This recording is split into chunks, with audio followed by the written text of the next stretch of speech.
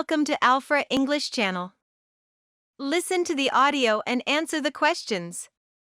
You will find the audio transcription afterwards. Try to find new words in the text and write them in the comment below. Good luck!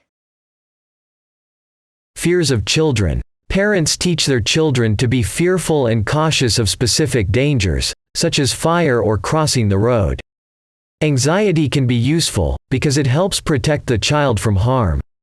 However, children can be fearful of situations or objects that adults don't consider threatening. The sources of fear may change as the child matures.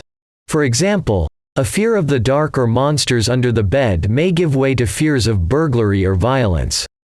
Tactics that don't work include teasing the child for being afraid, or compelling them to confront fearful situations. Helping the child to deal with fear includes taking their feelings seriously, encouraging them to talk about their anxieties, telling them the facts, and giving them the opportunity to confront their fears at their own pace and with your support.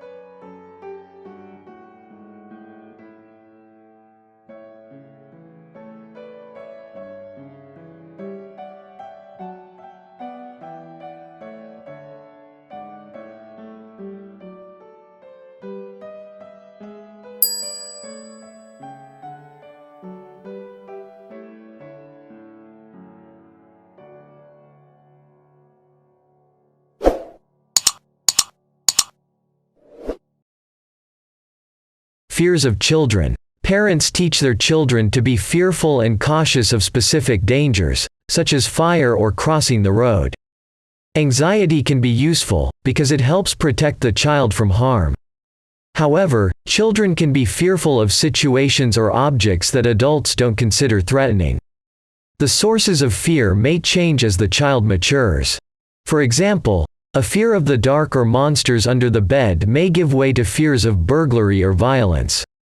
Tactics that don't work include teasing the child for being afraid, or compelling them to confront fearful situations.